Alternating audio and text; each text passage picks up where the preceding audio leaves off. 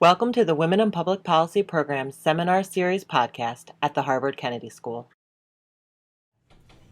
All right, well, let's go ahead and get started. I know there are a few people still in the hallway trying to get lunch, but I'm really excited about it. So welcome back. Happy New Year. My name is Hannah Riley Bowles. I'm a research director here at the Women in Public Policy Program, which gives me the opportunity to host this seminar. So here at WAP, we are committed to closing gender gaps in the areas of economic opportunity, political participation, health, and education.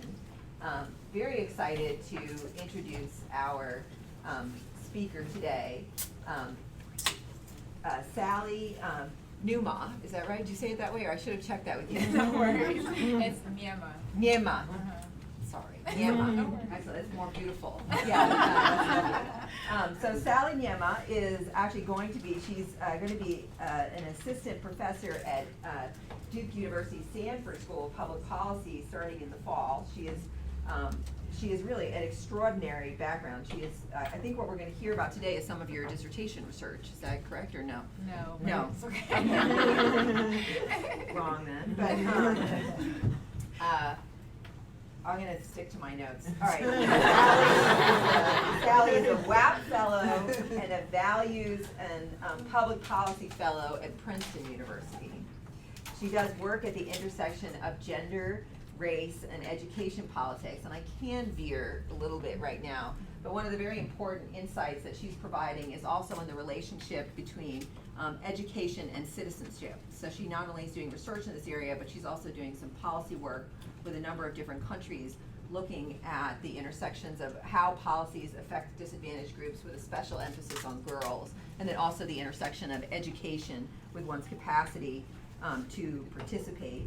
She was recently named or selected a White House nominated change maker and awarded by Chicago scholars as one of the 35 under 35 leaders making an impact. So unfortunately, I can't stop there because she has a documentary, actually, believe it or not, on girls and education in Ghana called Her Story, which was recently awarded the Best Educational Documentary from PBS Top 25 International Film Festival, and is currently being distributed by Discovery Education. So she graduated from George Washington University in 2011, is now a trustee of George Washington, and I'm just going to step back because we're just dying to hear from this woman. So please join me.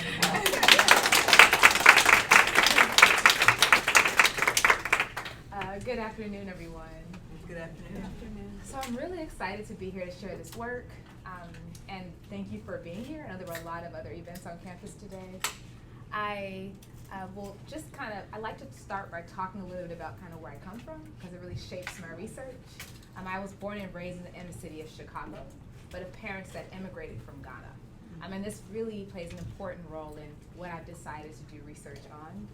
I started working with girls in Ghana in 2009, and my dissertation is a departure from that. It actually focuses on the educational impacts of health policies on disadvantaged populations in the US. And all of this is really tied together by this belief that whether you're in urban Accra or urban Chicago, the debilitating effects of poverty have similar impacts on the ability for young people to pursue life success.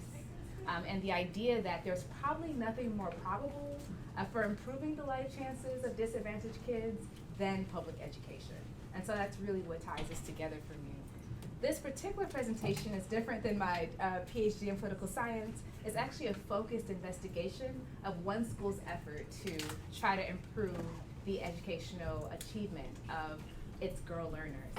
And through a focus on this case in Ghana, I'm really interested in thinking about how we can learn from developing nations such as Ghana and trying to help more girls across the globe achieve. So with that background, I'm going to dive right in.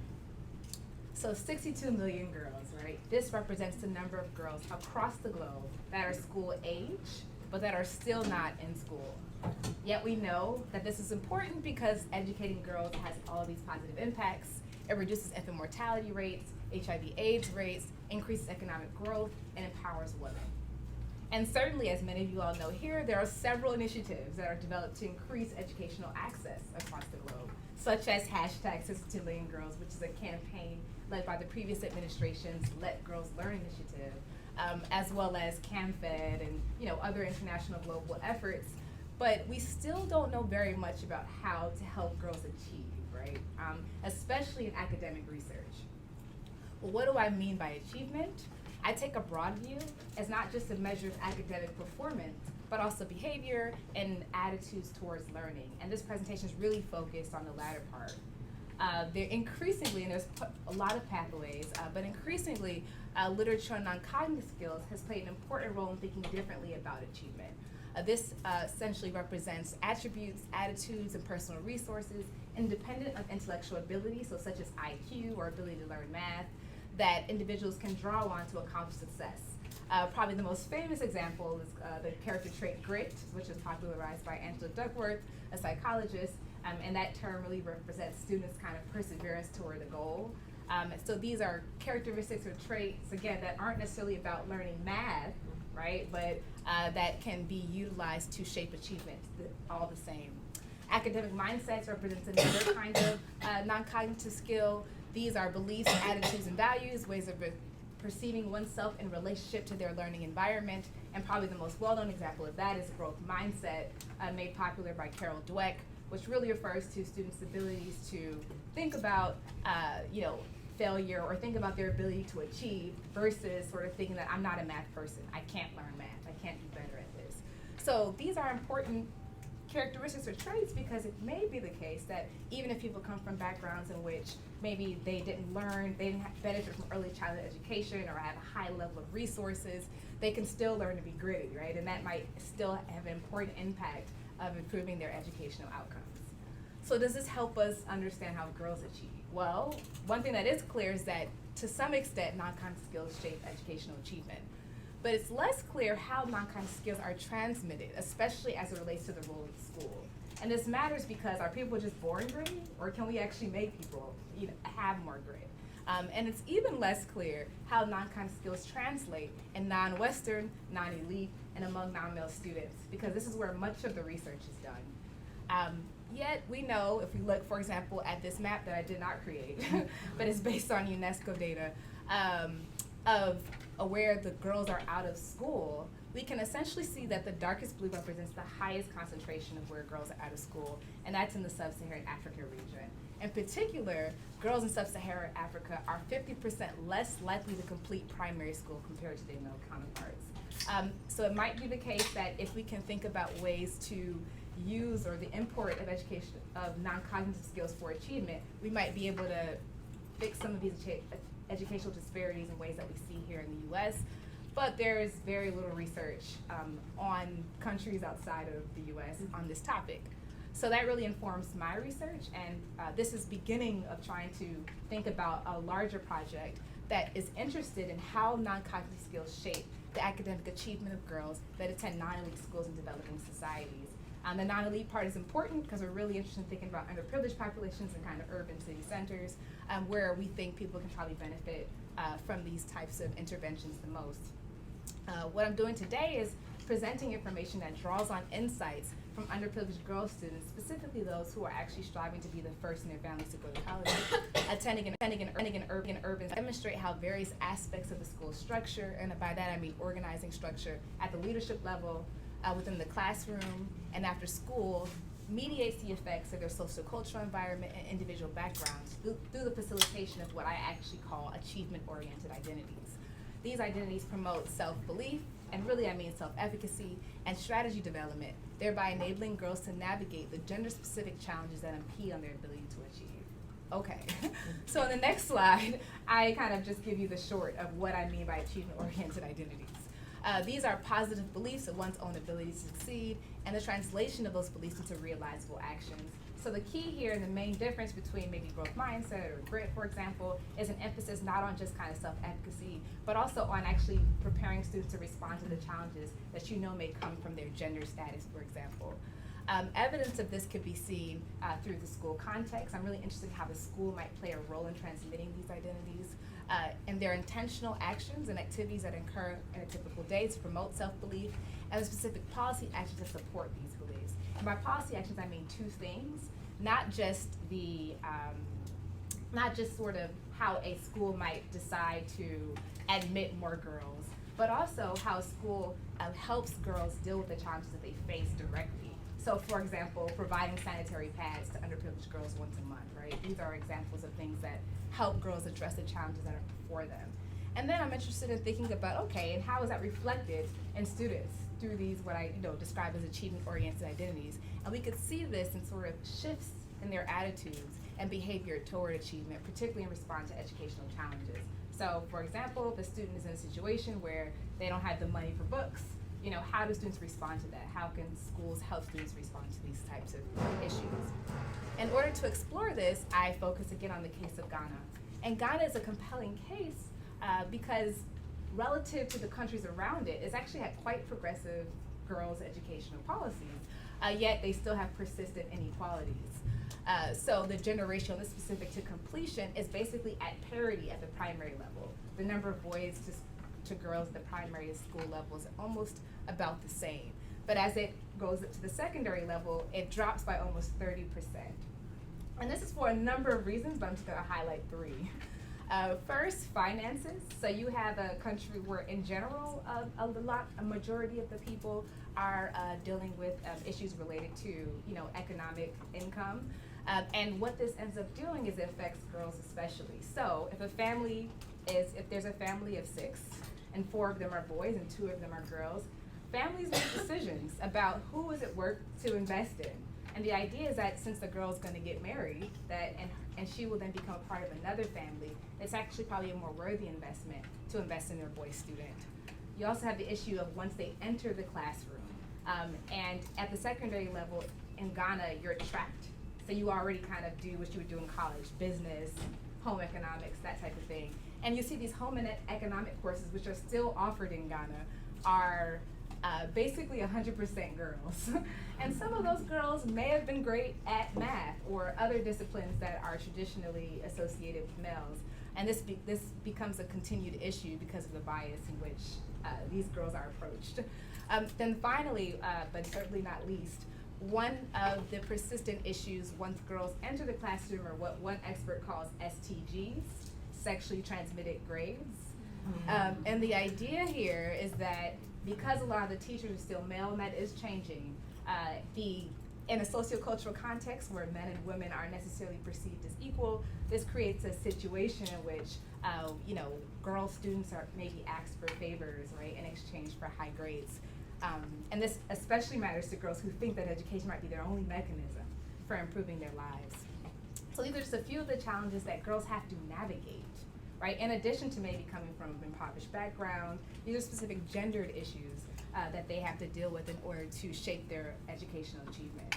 And as I mentioned before, there's not a lot of work in the African context which tells us about how non-cognitive skills might be able to change that. But there is some promising evidence. So Frimpong's work looks at attitudes towards mathematics, and he finds that more than school quality, as well as individual economic background, confidence played an important role in explaining the achievement levels of girls.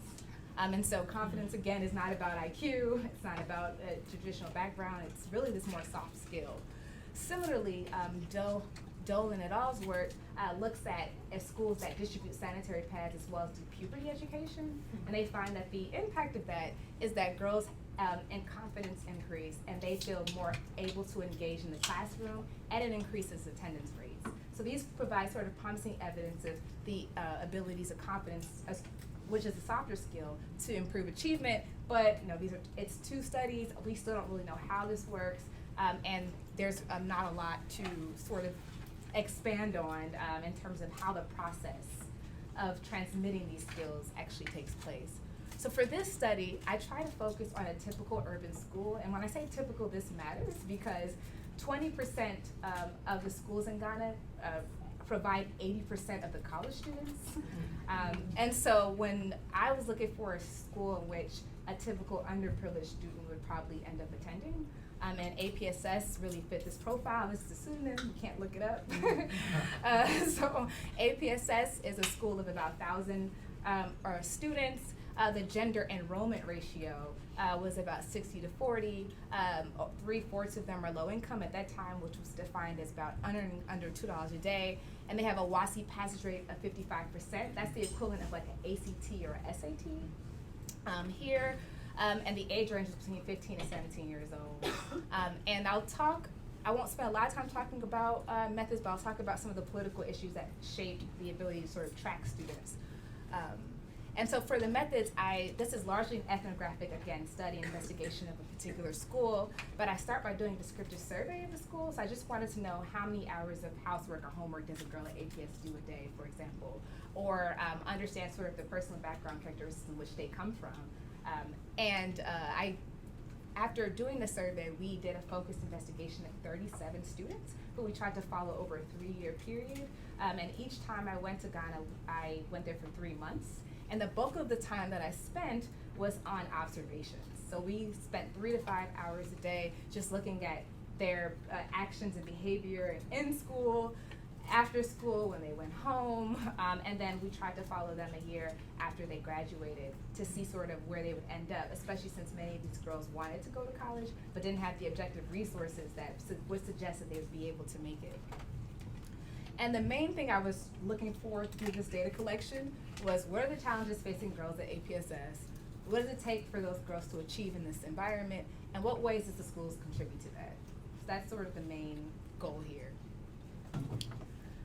In order to analyze this data, I use a model that was really kind of started and shaped, has continued to be shaped through Farrington et al. Out of the University of Chicago NORC Center, and has been actually published in the Department of Education report that tries to think about how students that are operating in this larger sociocultural context, how schools can play an important role in shaping their achievement.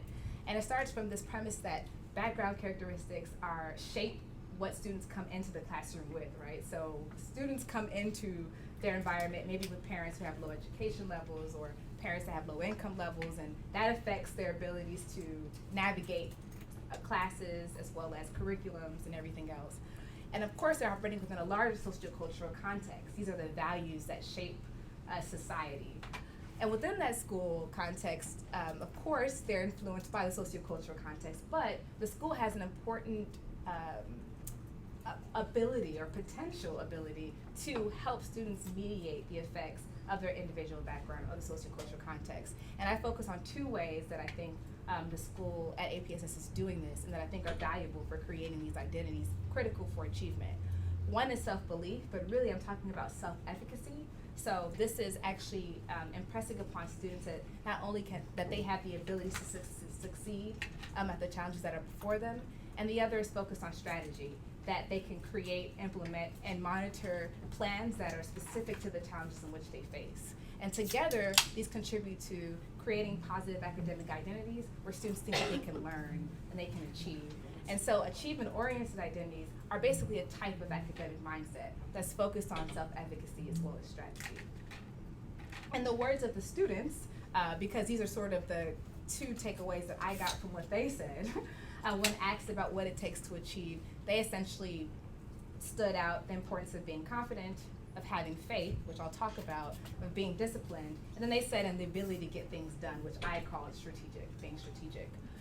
And so I looked at areas of the school in which I saw this affirmed or not, and I essentially saw that it was affirmed most at the leadership level, the policies that the schools enacted after school, through the student organizations, and within the non-academic curriculum. So this wasn't necessarily in classes on math, but actually classes that are quite common in this context, such as life and well-being, or religion and moral education, those kinds of courses, and I'll talk about that in more detail soon. And so first, for the individual background, because I'm using this model to sort of talk through the data. Students at APSS, as you can probably gauge at this point, really come from social and economic disadvantage. In the words of the students, I grew up very young. Zongo, you have to work before you survive. People are not going to school, and when they see you alone leaving a uniform in school, they tend to laugh at you. So here in this quote, Zongo actually is equivalent to the word ghetto in the US. And essentially her saying, I grew up very young, right? This kind of an idea of survival being important in this space, but also her being in an environment where the students around her aren't necessarily, or the people around her aren't necessarily going to school. and that she herself is not being encouraged. So this already shows you how before a student comes to APSS, this is an environment in which they're coming from, one that already isn't necessarily conducive to learning. And in the words of another student, which is a typical example, I grew up with my mother and father. When my father passed, the money was tight, so I had to come and stay with my aunt. I really wouldn't describe her as a mother. I can't really talk to her like a mother. We don't really have that type of relationship. This quote was important to include because in the Ghanaian context, many people stay with their extended family members. This might be for a number of reasons, but in this particular case, the mother, because she didn't have money, actually lived with another family taking care of them. And so the aunt took on the responsibility. And yet you see that not only is she not coming from a traditional family structure, but that in the family situation in which she's in, she's not necessarily being encouraged. And so these are the backgrounds in which students at APSS are coming into the school setting. And they're operating in this larger sociocultural context, again, where men and women aren't necessarily perceived as equal. In the words of one student, in Ghana, they think the opposite of the lady is the kitchen, right? And this was commonly said. It's almost like a trope of some sort. And this is essentially kind of referring to the ways in which girls feel they're kind of being groomed for being a housewife or for marriage. Similarly, girls reference sort of the unequal burden of the fact that girls can get pregnant and how that shapes their achievement. As one student says, see, he is a guy. He can't get pregnant, but he can impregnate someone, yet still he can move around. But you are a lady. If you should get pregnant before your marriage age in Ghana, it is something else. And even the idea of having a marriage age, I think is suggestive of the ways in which girls are sort of experiencing differences, right, that are gender-based. And that might seem, obvious, but it's important to sort of point out how these things end up having important effects on girls differently than boys. And then they're operating in a school background or school context that often reflects the students within them. So APSS is in a tough neighborhood, and the words of this is the headmaster, being surrounded by some settlements, the squatters, they pose difficulty for us. They open liquor shops, sell drugs. APSS is more or less a community school. So those who cannot afford a boarding school send their kids to us. I like this quote. It really reminds me of the work that I do in Chicago, for example, where you have urban neighborhood schools and communities that aren't necessarily conducive or best for learning. Here you have a situation where it's essentially a neighborhood school, and it's one in which affordability plays an important role into why the students attend there. In addition, it has a poor reputation, at least in the perception of the students. This is APSS, the most stubborn school in Ghana, the most notorious, the most indisciplined. So it's not the most stubborn school in Ghana, the most notorious, the most indisciplined, but in the eyes of the students, it's not one of the schools that you would so attend if you had a choice to go somewhere else. But outside of that, there's specific gender challenges that really reflect sort of the quotes that the girls said earlier. In the words of one student, ladies drop out because of pregnancies and other things. So here in these first three layers, I'm pretty much just trying to show you that students come from backgrounds of socially and economic disadvantage. They go to schools that don't have a lot of resources and aren't the best neighborhoods. Then they have the gender challenges on top of that they're trying to face. So then really, how does APSS help these girls achieve? I'm really interested in thinking about the role in which they play in creating these achievement-oriented identities, which I'm basically using to describe the ability to kind of have self-efficacy, as well as to be strategic in the behavior that you take to respond to your challenges. And I'm just gonna list a few things that they did, and then I'll talk about a few of those examples. So what they did. First, they admitted more girls. That was the first step. They posted motivational sayings, which I'll talk about. They affirmed courageous decisions, such as reports of sexual molestation. They actually were okay with that. They created girls' clubs and hosted Sunday talks, which were important for helping girls navigate things like hygiene. I'll just give a quick example. It was expensive, to get things like deodorant. So one thing the senior leadership did was sort of tell girls about alternatives they could use to deodorant, like lemons or other natural things, which became especially important for girls. You also see they emphasized self-discipline rather than punitive measures. They centered faith-based learning, which I'll talk about, and they changed policies that favored boys. Some schools may not realize this, but there's things they've always been doing, right? And those things that they always have been doing actually tend to be biased towards boys. And again, as I mentioned before, I looked at kind of what areas of the institution did I see this really affirmed, and at the policy level, as senior leadership level in terms of policy change, after school, and in the classroom. And so I'm going to use those to really organize the rest of this discussion. Okay, so at the school leadership level, first I'm going to talk about the challenges that was faced that the school leadership level really helped to address and how students responded to that. And so first, this is the school that when I came was experiencing their first female headmistress. And in her words, here is a school that had been led by males for the past 60 years. And you come in as a female, like what can she bring to bear? But I made up my mind I was going to make it. So she's coming into a male environment that's already challenging, but you also see her promise, right? Like I'm gonna make it. She has this attitude. She's sort of used to navigating these types of things, and she's coming to an environment that she observes has timid female students. In her words, now what I noticed about the females in this school, they tend to be a bit timid. I think it has to do with their cultural background, and indeed that's observed through the students themselves. As the student says, at first, I did not believe in myself. From the home, I wasn't being encouraged. And so the headmistress becomes interested in sort of trying to change that. She says, I try to encourage them, make them feel like there's nothing like you being an inferior sex. And I experienced her do that through specific policy changes. One example I'll give is there is an annual speech prize giving day, where essentially students get up and sort of give a speech.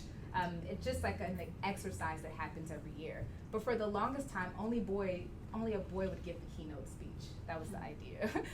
And so, in the words of the student, I don't know what happened. Usually it's the boys who gives the speech on the annual prize giving day. But this time she said a girl had to do it. And she was the girl that did it.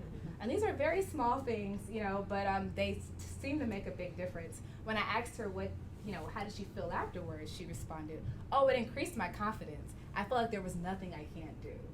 And in the words of the students, these small actions like being able to give a speech has a girl, and that's why it's highlighted in blue, come from saying that I didn't believe in myself and I wasn't being encouraged, which shows you the background where she's coming from, to saying not only that it increased her confidence, but she felt like there was nothing she couldn't do, right? And I think maybe because of the age at which they're in, these small things can actually play a huge role in shaping their perceptions of self. And as the headmistress says a year later, now you can look around and see that the girls rub shoulders with the guys. Yes. Did the headmistress come in sort of more or less by accident and then make these changes? Or did some of the school administration beyond the headmistress decide we want this headmistress? Yeah, it's a good question. So the way it actually works is it's quite political. When a new administration comes, or not even necessarily a new administration, because she didn't come during an administration, she came towards the end of an old administration, they decide where headmistresses and headmasters go. And so they can go from one school to another school. For example, in the case of this school, she ended up leaving. She really did a great job at the school, and she ended up being switched to another school kind of without her wanting to. So there may be some politics at the government level where maybe people thought she could probably help APSS, reform or something. But she herself doesn't have a lot of agency over those decisions. They basically decide, especially if it's a government school, who goes where. Thanks for that question. And so this is basically to show the ways in which the school at the leadership level, in terms of specific policy changes, can improve confidence, which plays an important role in developing achievement-oriented identities. We see a similar thing happen after school. There's a lot of research on the importance of after-school programs in a number of ways. One, it helps teach students about discipline, how to balance and navigate the multiple responsibilities that it comes with. In addition, through their peer groups, they develop social support systems, right, that could be very valuable for them. And we see a similar thing happen in the context of APSS, and it becomes important because girls deal with additional issues related to their gender. For example, in the descriptive survey, we found that girls on average reported doing 2 to 5 hours more of housework a day than boys. And so here's an example of a typical schedule, and brace yourself. And so she says, okay, I normally wake up around 4 a.m. Yes, 4 a.m. I do my quiet time, sweep the compound, I sweep the living room, take my bath, come to school. After school, I fetch water, then sometimes prepare meals. After that, I go to the shop, and I close around 10. When I come back, there'll be some dishes to wash, study, so I sleep around 11:30 or 12. And after that, I ask her, and you wake up at 4? And she's like, yes. And so this student essentially has about 4 to 5 hours of sleep a day, and this is actually quite common. I just came from Ghana in December, and we're working with another group of girls, And you basically hear the same thing. And this is just simply not a burden that male students are facing in the same way. And so learning how to be disciplined about one's time and navigate ends up being really important. And so it's something that becomes emphasized at the school culture in a really important way through posters and basically kind of a campaign. And this mug that the headmistress showed me every single time I went to the school. And so, and they're gendered too. So I won't say that I always encourage, some of the ways in which that was done, but it seemed to be important in this context. And so, as one of the posters says, discipline is the bridge between goals and accomplishments, right? And so the idea is that, push through. That's how you get what you intend to have. Or as this one mug that I mentioned said, act like a lady, think like a man, work like a dog, right? And this becomes important for, you hear these kinds of ideas about how to push through despite having a background such as this, emulated in what girls say. And so, and here's another example of an area in which I'm going to show how this plays a role, and that's in getting resources. And so as this one student says, my auntie doesn't give me money to buy books. And so I asked, okay, well then how do you get books to learn? She responds, I save money myself. Let's say I have to board 2 cars. I'll save money by, if I have to board 2, I'll board 1 and then walk. And this quote is important to show in light of what I was talking about in terms of discipline, because it actually is quite revealing in a number of ways. One, it shows how girls are actually being quite strategic about ways to make up for their individual resource deficits. But it also shows you the level of discipline that's required to, instead of taking something that should have taken 2 buses, walk instead, when you have schedules that already are quite involved. And so the school becomes important for giving them the confidence and the strategic, ideas about how to respond to the challenges before them. And so when I asked, does she get discouraged, she says, no, I don't get discouraged. If I want something done, I get it done, right? And this really mirrors these kind of really confident attitudes you see in work like a dog, right? Discipline is the bridge between the accomplishments. This sort of idea that girls should be resilient. Yes, please. Are you open to conceptual questions, or do you want to get through the presentation and then just questions of clarification? Clarification. Okay, good. Yeah. Okay. Okay. So this plays an important role in kind of shaping the way students think about discipline as well as being strategic. And I have a clarification yes. question. When she said she goes to the shop, are women there? Are the girls working after school jobs? Yes, I'm glad you asked that. So it's and I mentioned this after school, but by after school I sort of mean things outside of school. And so girls would often sell bread in the morning, or help their mothers or families trades, what they call it, so petty trading, where they would basically go and sell bananas or something like that. And so she's in a situation where she's living with her aunt, and sometimes what happens, we can talk about this more in Q&A, the extended family members feel like you sort of owe them because they're taking care of you. And so part of her commitment to that relationship is working at her aunt's shop every day after school. And so that is, that's sort of what she's describing in that. So thank you for that question. An interesting thing about Ghana is sort of the importance of religious and moral education.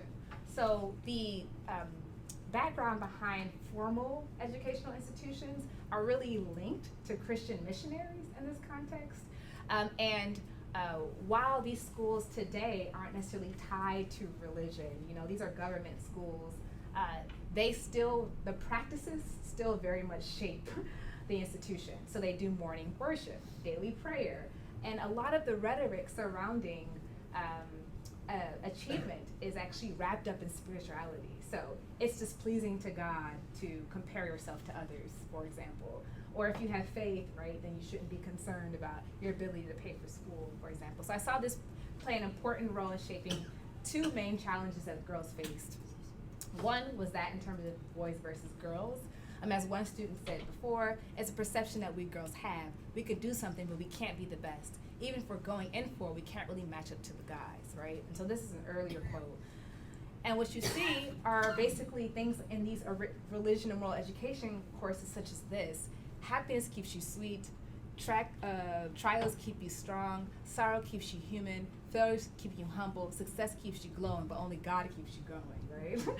And so, and so students are kind of, as you know, given things like this, where even if they don't go to church or identify with religion, they still very much end up becoming indoctrinated with these sort of spiritual life notions. And what I noticed at the school is they sort of took this and uses an important way to sort of help girls think about the challenges before them. And so girls responded in the following ways. You have to believe in yourself.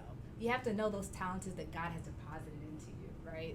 And then a year later, this same student, and actually it's not exactly a year, but within a year, because she's still 17, I compete with them and I beat them. And she chuckles because she didn't mean like punch, but she meant performance. I perform better than they do. And so it becomes interesting to think about how girls acknowledge that there's this disparity that exists, and how schools are able, through these kinds of courses and rhetoric, to essentially make it seem like, well, comparing yourself or thinking that you can't compete anyway is actually not fair to God, right? We see this happen also in the recurring issue of affordability. These are girls who, or some who want to go to school, or whether it's secondary school or go to college, but actually come from backgrounds that suggest they will not be able to afford it. And so this constantly came up. And so as the student says here, each year I have to pay school fees and someone has to be there to pay. And yet I asked her, you know, how do you think you'll be able to do it? And she says, well, I'm not afraid of that. I don't have fear because I have faith, you know, but you don't have money, you know? And so, but that ends up not being important. And actually, this part is the most fascinating for me because doing work in Chicago and coming from the kind of community that I came from, a number of students actually tend to have an approach that's like, well, I know I don't have the resources. I know you can't tell me that I'm gonna be able to go to college when I don't have the money. It's sort of like, of course. And so you see this sort of almost, overconfident perception of one's ability because of this belief and this higher sort of order. And again, that shapes faith. And so this is sort of a short way of just showing you how, while students come into these environments with certain background characteristics that aren't always valuable for achieving, in a socio-cultural context in which patriarchy is a norm and they're not perceived as equal, the school context may play an important role in mediating the effects of that, specifically through encouraging self-belief, and that's through like self-efficacy as well as strategy, helping girls figure out ways to respond, take two buses instead of one, or take one bus instead of two. And this shapes positively the academic identities in which they take on, which I call achievement-oriented identities. And as I said in the words of the girls, this is about being confident, embodying being confident, having faith, discipline, and being strategic. And we can see this most in the senior leadership level, after school, and within the curriculum. And of course, I know you're wondering, okay, well, what happens if they graduate and they're faced with real-world challenges? And it's important to say at this point that this is the very early stages, and there's a lot more work that should be done around measures and tests and additional cases, and I hope that this can sort of spur that. But I was able to catch up with 12 of the students so a third of the students after they finished school and they were sort of looking to go to college. And 4 of them ended up going to college, 3 after a year. 1 went to the military, 4 went to teacher training school, and 3 were sort of in between like work and home. And I interviewed 1 student, and she's interesting to follow because she was sort of the most confident and who got into college but wasn't actually able to afford to go. And I asked about how she felt. And she said, you have some of your colleagues in school, they call you, oh, this and this is happening, and you feel so bad because you haven't been able and you're still not too sure you'll be going to school, and you feel anxious. But thinking worrying won't solve any problem, so you just have to pray to God. And I also applied to scholarships. So I really love this quote because I think that it's a great way of embodying all of what I'm describing. You see her recognize the challenges before her, describe her feelings of anxiety as a result of them, but also talk about sort of this idea of having faith, but strategically responding to the challenges in which she's experiencing. And I also went back and talked to the headmistress about this girl. And she said, oh yes, I heard about her issue. She said, I told her, here's a brilliant student and a girl as such. I said, you will go to school no matter what. So it seems that these identities even continue to shape her thinking because she knows this girl's come from a background in which typically she wouldn't be able to go to school. She actually did end up going to college, and she just graduated. But you know, and it makes it seem like these girls, you know, maybe faith will work out. But yeah, but it happens through a number of different reasons that I can talk more about, because I also followed a number of girls and their journeys and experiences. So still, again, a lot more work to do, but really what this is meant to highlight is to demonstrate how the school context can really produce these identities that contribute to the academic achievement of its girl learners, and how important it is to account for the gender-specific challenges that girls face, instead of assuming that that's resolved by poverty, which I think a lot of international sort of strategies around achievement disparities do. Ultimately, the socio-cultural context needs to be changed, right? So that needs to be changed. Women and men need to be perceived as equal, and that needs to happen. But non-cognitive skills research really helps us to understand how we might be able to mediate the effects of these barriers that come from sociocultural context and individual background to still enable girls to achieve across the globe. So with that, I'll end and just say thank you. Am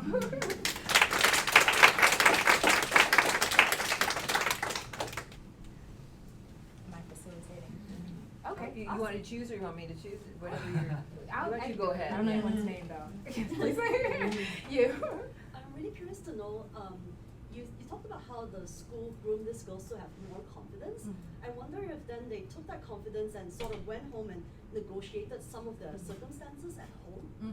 I'd be interested to know more about Yeah, that. that's a really good question, because I did look at, you know, I was able to be a part of the home lives of some of these students, and it varied. So there was one girl who her mother just didn't think that she had the abilities, like the academic capacities, and that persisted for about 2-3 years. And then once she got into a college, the mother sort of shifted her perspective about her, and now is super supportive. She even financially contributes, which she didn't before. So sometimes you can see that actually shift. Other times it's important to mention the academic identity, because they have to navigate that this might be an attitude they have at school, and then that they can't take home.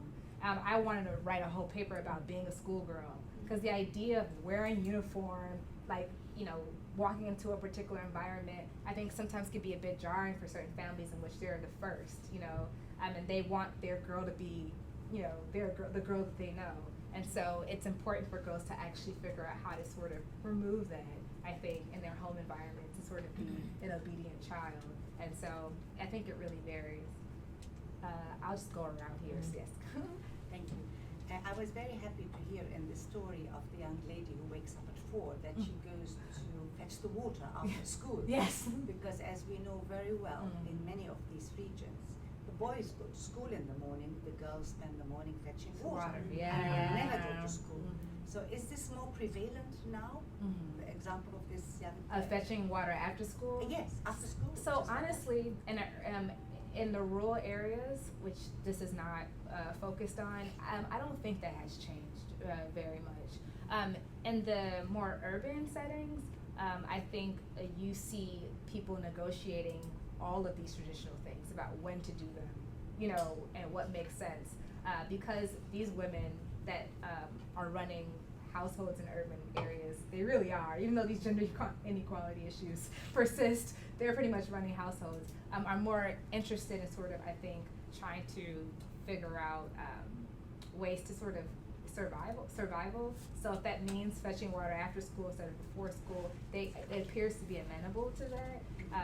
But I think I could only say that for sort of these more, the inner city sort of areas that I focused on. I think that in the larger scheme of the nation, for example, that people are still taking those same steps, I believe. Here. I was hoping you could go into more detail about the girls' clubs. I know that was one of the activities that the schools had taken on. So I was wondering if you knew more about like what exactly they do and who they're led by, and how effective you think they are. Exactly. So I didn't talk a lot about girls' clubs because it came while I was leaving. But before, it was just these Sunday talks, is kind of what I'm calling them, where the headmistress would have people over her house because her home was at the school. In Ghana, they do a very British style. So people walk into these long, the school's on this long lawn, and this headmistress stays on campus. It's kind of like a liberal arts college. And so that was sort of what happened. And these girls' clubs, I think, have become a more formalized way of doing that.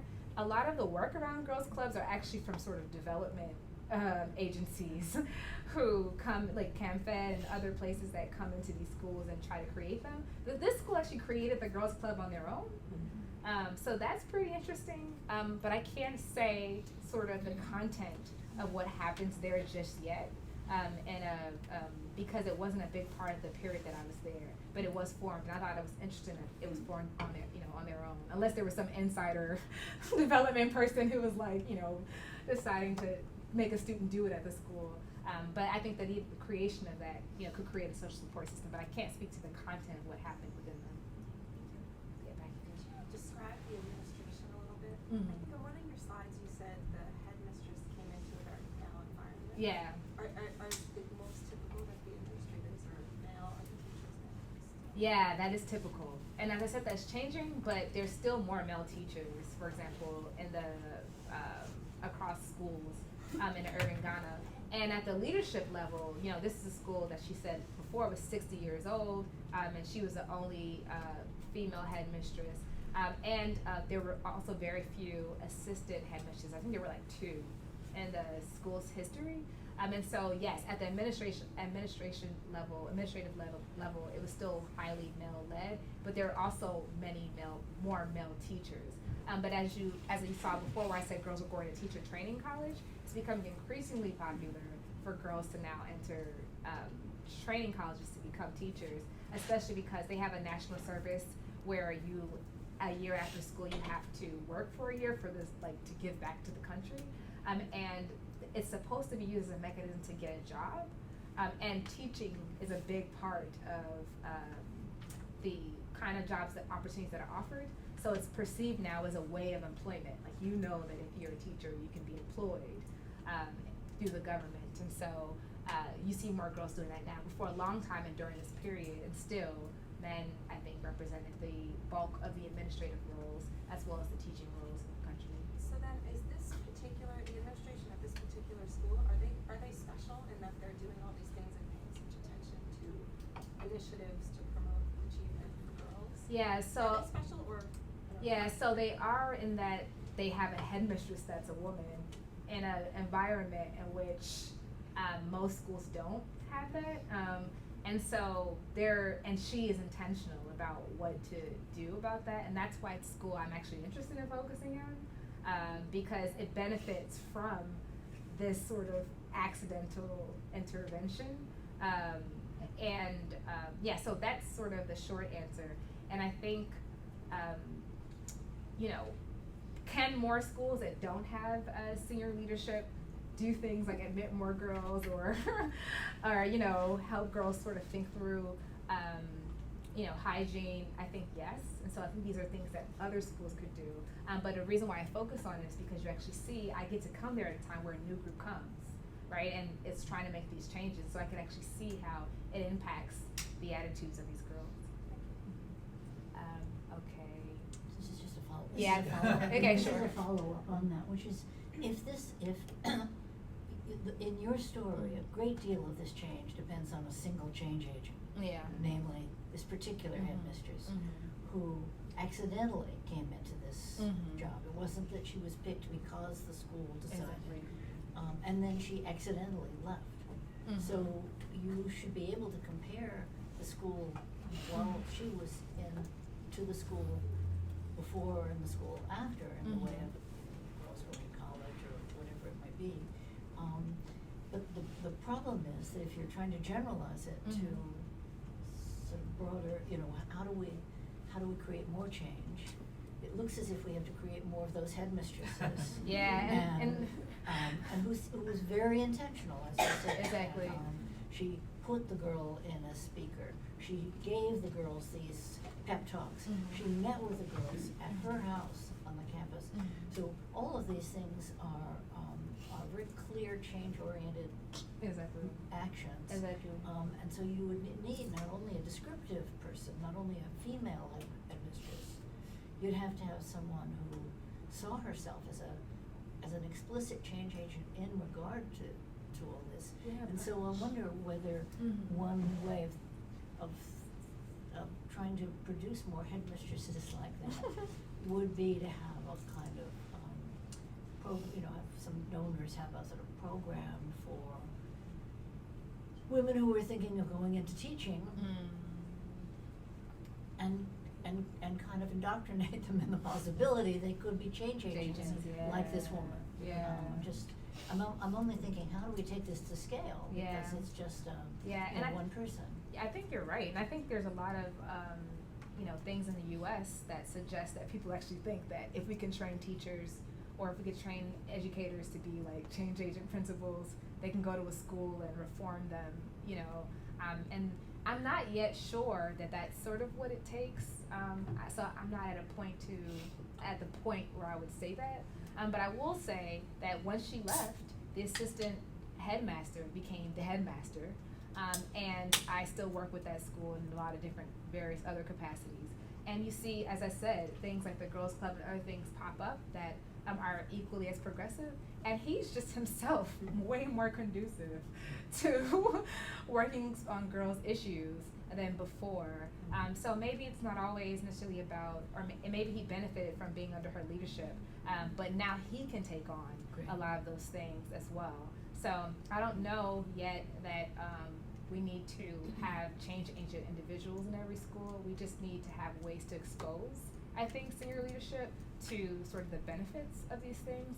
And he got his exposure through this headmistress, and he's able to continue those things even after she leaves. And so, but it's something to think more about, and I definitely hear what you're saying. Could I add just two things? Sorry, I didn't want to mimic you. But just going back, actually, we had an earlier presenter in the seminar, not this year, but last year, on the stereotype inoculation model, which might be something to look at. I believe the woman's name is Das Gupta. She's I'll send you the information. She's faculty, I think, at UMass Boston. But she's done this wonderful work looking in the United States at girls in STEM, but showing very powerful effects of having women teaching science courses. And so this could be an analogy also to your earlier points about getting more women in faculty and faculty administration. Right. Thank you for that. If I could just pop into the STEM part of this too. I'm not good at this. I was thinking about the bridge between formal learning and informal learning, and that I think is where we particularly see work that's being done in STEM, of trying to make sure that what goes on in school and what's going on in these STEM enrichment programs have some kind of resonance with one another. Right. It's a very, very important point, because that class, this sort of non-academic class, seems to be doing important work, and that's probably that bridge, or part of that bridge that you're describing. Okay. Here. Having the headmistress, did you see a decline in the STG? Oh yes, I'm glad you brought that up. I had a slide. You're always deciding on what to include or not to include. So yes. So before, it appears that like Ghana, this school, like a lot of other schools, even here in the U.S., that there was a culture or a taboo around going against male leadership. These girls want to graduate. And so what actually happened during the time that I was doing this study is one of a student reported that she was being sexually molested to another student. And that student decided to actually go and report that to the administration with a group of other people, including boy students. So that's important to mention. And the senior leadership was actually receptive to that. And while the senior leadership didn't talk to me about it, I did observe the teacher get asked to leave. And what we saw is that students then felt like they could report these incidences at higher rates. But I imagine that it really just depends on when they report how that's received, right? And I think that's playing a huge role why you don't hear it as much in other, or even the girls not thinking that they can say something, I think plays an important role. And a lot of girls still don't think they can. So it really relies on the courageous sort of actions of one or two girls who think that they, are willing to sort of put themselves out there. And I found in this case that the girls who came from these really underprivileged backgrounds, who felt like, I have to survive, it's not, I have nothing to lose, actually end up being great people for, for taking on these kinds of leadership roles, because they're not really afraid.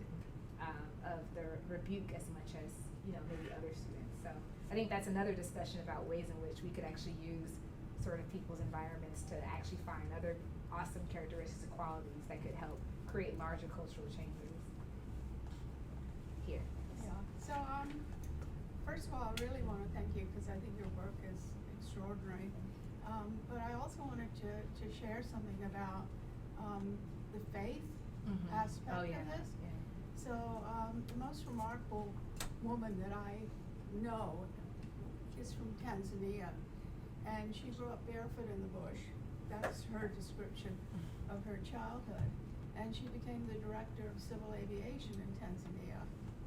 So, you know, she's a really extraordinary person.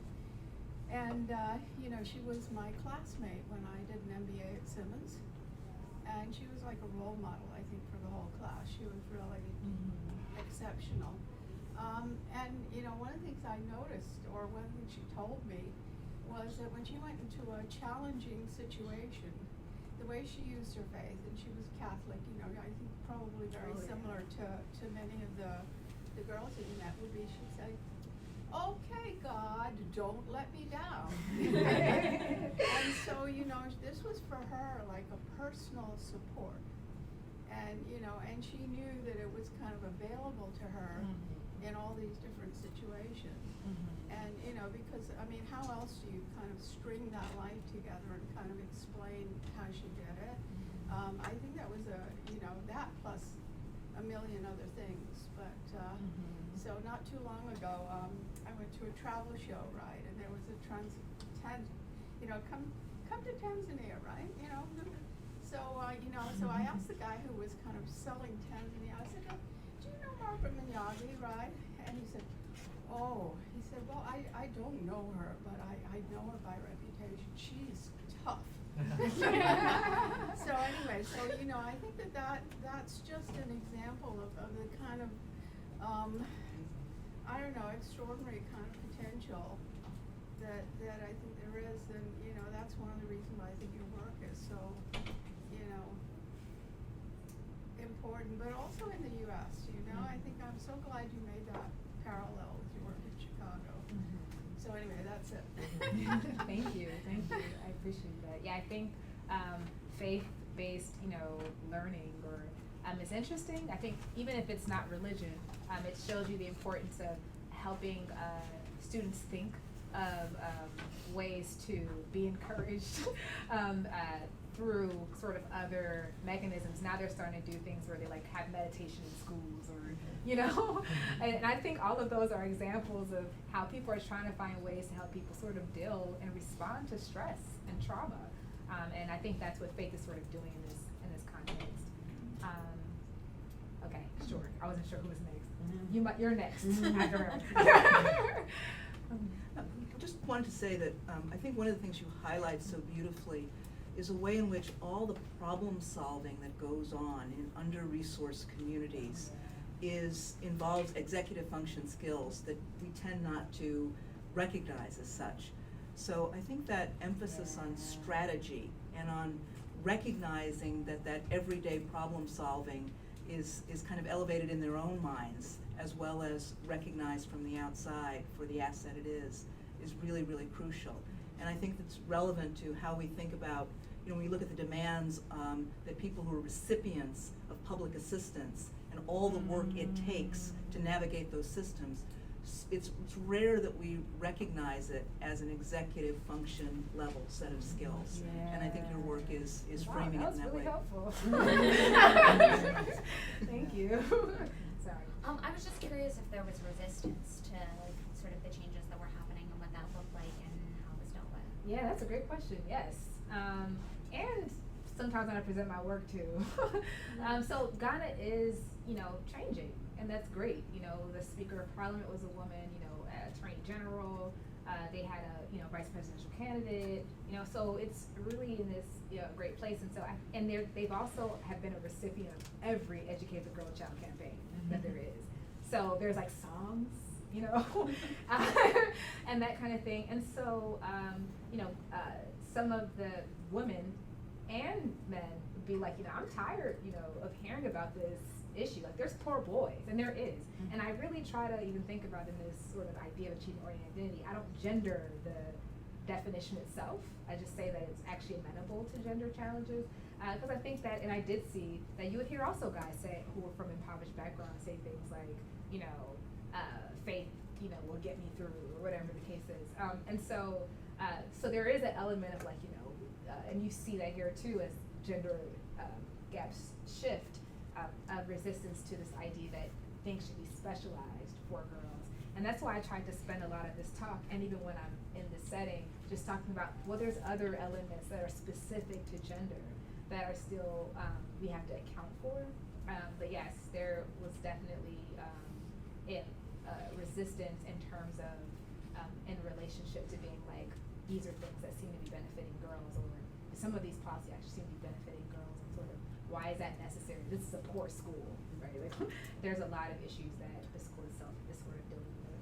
So, but not, I mean, I wasn't doing anything. I was just writing it down, so it wasn't to me. Right. But, yeah. Yes. So, going back to this idea of like, how do you generalize and Yes. learn from it? And I love this idea of south-north transfer of learning. I'm wondering about selection effects. Yeah. And they must be so acute, as you're pointing out, for boys, but then even more for girls, right? And probably selecting on some of those things that you're studying, right? It must take just extraordinary grit, as you describe in your quote, just to walk through the community in that uniform day after day, and because you're signaling a lot of things when you're doing that, you know. So I wonder, you know, how you think about that. Like, how do you apply this? How could, you know, have you thought about how this would extend to a context like in Chicago, where just, you know, just a greater proportion of the disadvantaged children are going to have access to school. Yeah. And but there aren't those harsh selection mechanisms. So you're going to also have kids who maybe don't, for whatever reason, have quite the same level of grit to start. Yeah. So, see, so secondary schools in Ghana are free, so they're accessible. There's fees that you have to pay, but they're accessible. And obviously through this project, I can't tell if like these girls were sort of gritty already. I just know how they talked about their confidence before, and then how they spoke about it sort of after these changes, for example. I think in the context of the U.S. or Chicago, that there's actually a lot that could be sort of similarities. You know, these are students that are coming from backgrounds that are very challenging. They themselves live in communities that are challenging, and these schools, you know, reflect that. And I think, so what does it look like for students in Chicago to end up, you know, achieving? And I think the answer is kind of similar. They need to sort of first kind of have self-efficacy. They need to actually believe that they'll be able to succeed, instead of having this idea that I definitely grew up with, which is sort of like, come on, like, I know I don't have the resources this next person has. Like, you can't tell me I can't. They come in, I think, sometimes with that perception. And so first we have to think about, how do we sort of think through that? And then the other part is sort of, okay, they're dealing with challenges every single day they walk out of the house. How do they navigate that? And so what can the school do? And there's some, you know, cool examples, I think, of what people are doing. You know, like the YES program that's focused on males in Chicago, which is actually addresses directly. The problem is they're not in school. They're like these sort of external after-school programs. But if we could bring those, like you said, formal and informal programs into schools that actually help them be like, okay, what are you dealing with?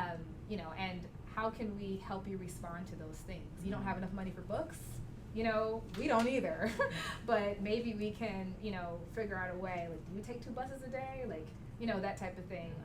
And so I think that the import of what needs to be done to help disadvantaged students achieve in terms of self-efficacy and strategy are actually similar. How we do that, you know, at the school level is what I'm really interested in doing. And instead of there being kind of a number of small initiatives that do it in some ways, in different capacities, how do you institutionalize that? And what I really liked about what Kim said is about thinking about the everyday executive functions that are required, and how maybe through a bridge between formal and informal kind of classes, you can actually help students take those things they probably already have, and to some extent, but actually mold that so that it actually fits something that's conducive to academic achievement. So that's the beginning of thinking about that. But you know, I definitely hear what you're saying in terms of pushing to think about these selection effects, and I hope that as I think more about specific measures, that through larger studies we can sort of better refine these things and be able to address those questions directly. So if you have, because I know you had one too. She's first. Okay, go ahead. I'm just curious, we're working with kids that were from 15 to 18. Yes. Right? So if you're 18, when this headmistress comes, you've been like treated by this negative school effect for a longer period of time. Yes. 15. So I'm really curious, did you see like a stronger effect on the 15-year-olds? Did you notice anything? Yeah, so what I probably should have done is when I say 15 to 18, I started with girls who were in their third year, followed them the next year, and then after they finished school. So I didn't really look at different cohorts, which would have done the job that you're basically asking about. Certainly there was variation in age within, but that's difficulty. That's you see what I'm saying? They've been there the same amount of time. Exactly. Yeah. So there's that problem, and the other issue is that there's a lot of overage and I think they call that, I'm not sure that's the right term, but basically girls might go to school later, so they could be in their second year and be 18, and that could still be interesting, for example, but I can't speak to it. Yeah. And you had a question too? Yeah, so I guess two questions, and I realize you may not have an answer for it. So I'm wondering, you talked a lot about what happened to the girls. I'm wondering if some of this stuff spill over to the boys. To the boys too. I did talk to the boys too, and they would say things like, I didn't find a lot of the interviews or the way I asked to be helpful in terms of like giving you, answers that I can say have a lot of import. But as students would say things like, yeah, now I clean up a lot too, or or they would sort of talk about some of their own challenges and how they realize the value of sort of gender equality. But I don't think that boys in Ghana sort of had very negative perceptions about gender, for example, to begin with. They just sort of operate in the context, like they go along with it. And I think a lot of those things start to be cemented when people get married or when they sort of become formal adults in this economy, and they see how sort of, how to get a job and how to, people end up doing it a lot later, I think. So in terms of the conversations that I had with boys around their achievements, I said I saw them reference similar things around faith, for example. I saw a lot of similarities, but they just, they weren't doing as much housework or homework. They would describe doing more housework, but that had nothing to do with what the school was doing. This wasn't a boarding school. And outside of that, they would say, yeah, I think girls should be, they had positive attitudes when asked. I don't know if that's how, observing it looked, there were gendered parts, but I don't think there was any more gendered than what you would see probably in a U.S. school, where maybe the boy asks the girl for her number, like, those kinds of things. Well, so, on the idea of academic mindset, I mean, so some of the techniques that headmistress was doing were, the mud was incredibly interesting, right? Yeah. And so I wonder, well, so if a boy saw that, then I don't know how they would receive some of these things. I mean, did it could there be some adverse effects if we're kind of for boys viewing some of these strategies like a zero-sum game? I guess that's if it's perceived as a zero-sum game, because it's kind of a compliment to a guy, right? Like, act like a lady, think like a man, And so I'm not sure that they're threatened by things like that. I think what you'll really notice is, maybe if the girl keeps giving the speech on Speech and Prize Giving Day, or if she becomes, the school president, right? I think once you start to see, same thing like in the U.S., women take over, so to speak, these spaces that were traditionally male in a substantive way, then I think you'll start to witness the threat. I don't think the boys saw themselves as threatened yet. And I think, though, because, and Ghana had another period where it slumped down again. So I can't say that they're on a persistent up and up. The economy really shapes how girls are affected. We know this in important ways.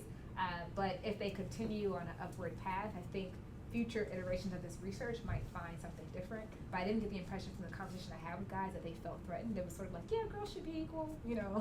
Even my mom's starting to make me do more housework, you know, things like that. I think were more common. So it'll be interesting to see how that evolves as women take on, you know, higher forms of leadership at the school level as well as in the nation. So I was just thinking about your model of the interaction of confidence and then strategy, and thinking about strategy as an executive function. Mm-hmm. And I don't know why, but it took me to Todd Rogers' research on making a plan to vote. Mm-hmm. And I was just wondering if within some of these sessions, there could be an explicit plan about how to get to the end goal, whether that's graduation or college, how girls could think about navigating the many challenges in a more effective way to get to the end point. Yeah, I guess almost like career planning. And then also, would it remind them that they have so many obstacles? Could it backfire in a way if they made that plan? Because in comparison, they are reminded of the obstacles. I don't know, it's just. That's interesting, yeah, to think about if they could sort of formally plan it. I think it's hard for institutions to sort of especially with lack of resources, to individualize plans for students. And I think that's why it's always hard to do this work when you have so many students coming from backgrounds where there's a number of different issues. I think what's interesting to me in terms of why understanding the things, gender challenges, because there's some things that girls in this particular socio-cultural context are gonna experience. They're gonna, you know, have a menstrual cycle. You know, they're going to deal with more housework and homework in this environment. And so maybe a way to do that is to think about these sort of more general issues. I'm just thinking about, because of the difficulty of individualizing what's happening in these contexts, but perhaps these courses could be used to do individualized planning, like they try to do career planning or going to college planning at some institutions. But we know that when resources are short, the first thing to go is sort of these kinds of exercises. So I think that's where the self-advocacy part comes into play. You know, they may not have that at their disposal, and we kind of have to figure out ways for students themselves to just be problem solvers, first and foremost, and then hopefully when they're faced with these different challenges, they can apply that to these various things. Because they can't predict. That's another thing. I don't think a lot of students can't predict what they're going to go through each and every day, given the environments in which they come from. So, but that's a potential way of thinking about it. I definitely want to think about it more. Yes. I was just curious, since you talked about the school admitting more girls, I was curious how the admission works, and if it's competitive, and if it's a matter of the school needing to recruit more girls, or if they're actually denying admission. That's a good question. So this isn't a competitive school. It's very much a neighborhood school, and so 80% of students live within a 10 to 15 mile radius of the institution. And so in terms of admitting more girls, they benefited because most of the schools were admitting more students anyway, in general, in addition to colleges. This had to do with, actually, you see here in the U.S. too, like, you know, you get funding based on you know, students, the number of students that come there, especially because they're charging these small fees. And so they needed more resources. So they were admitting more students.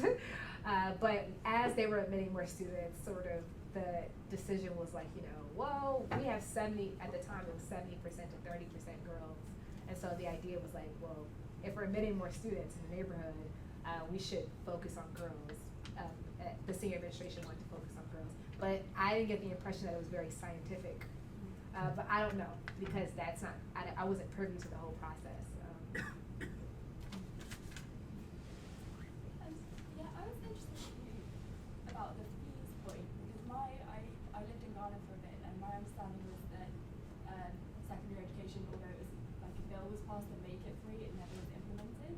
And then Mohammed said he's going to implement it in 2015, and I left before then, but I thought it hadn't gone ahead. So it's really interesting that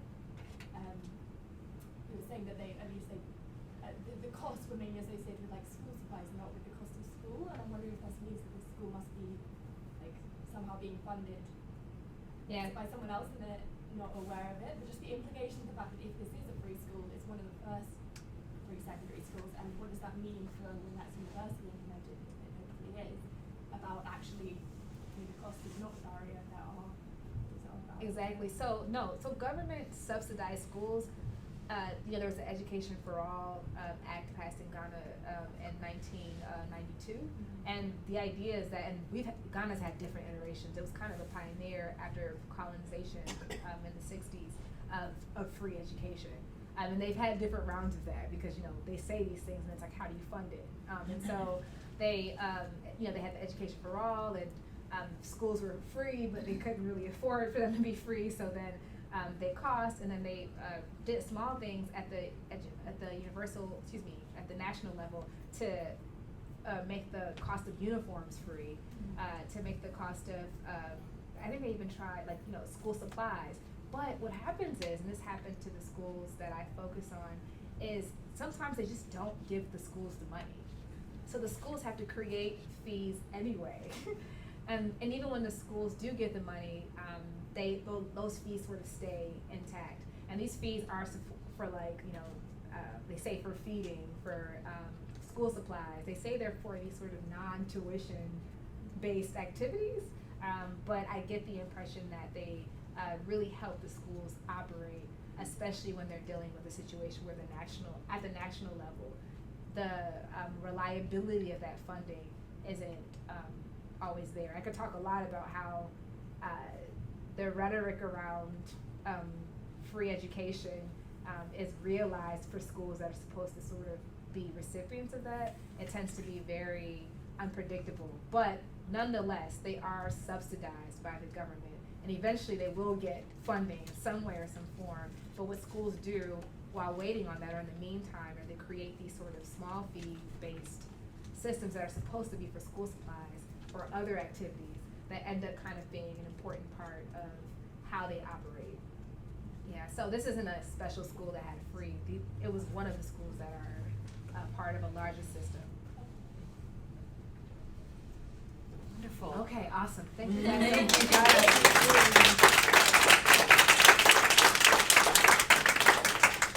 That was really brilliant, wonderful, far-ranging implications. I hope you all can join us next week. We have Professor Paul von Hippel from the Lyndon B. Johnson School of Public Affairs at the University of Texas at Austin. He's going to present a careful analysis of income inequality. So I hope you join us then.